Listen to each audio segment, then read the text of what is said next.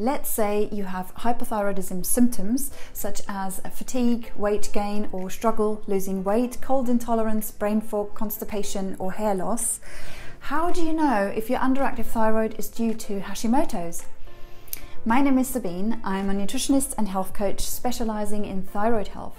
I help women to improve their energy levels, sleep and mood, and get their zing back. One of the main causes of hypothyroidism is Hashimoto's, an autoimmune thyroid disorder where your immune system is attacking the thyroid gland. The definite test is when a comprehensive thyroid test shows that you have raised thyroid antibodies. GPs often don't test antibodies because the outcome doesn't really change their treatment.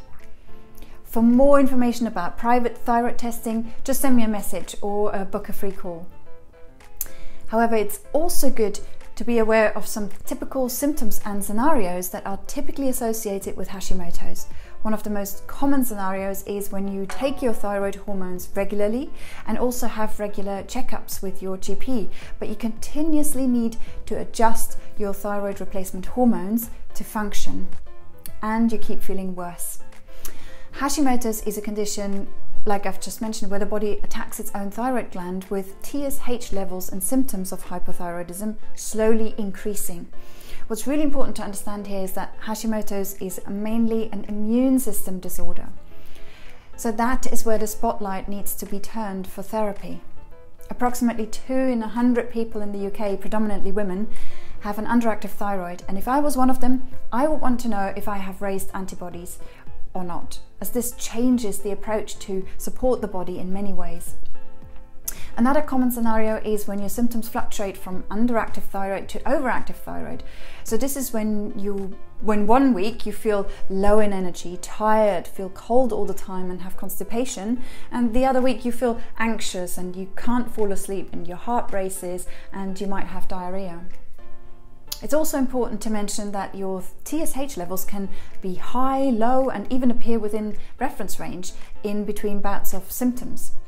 Numerous studies show a link between gluten intolerance and Hashimoto's, so this is another reason to find out if you have Hashimoto's, as it's strongly recommended to go on a gluten-free diet, strictly avoiding wheat, barley, spelt, and rye. And in case you are on iodine supplementation, and you are not aware that you have Hashimoto's, you could be putting fuel on the fire. Whilst iodine is important for thyroid function, it stimulates TPO production, and TPO is an enzyme in the thyroid responsible for thyroid hormone production. And for a person with Hashimoto's, an increase in TPO also increases TPO antibodies, indicating an autoimmune flare-up. And I have to mention at this point that it's strongly advised to always consult with the health professional who has prescribed your medication or supplements in the first place before you make any amendments.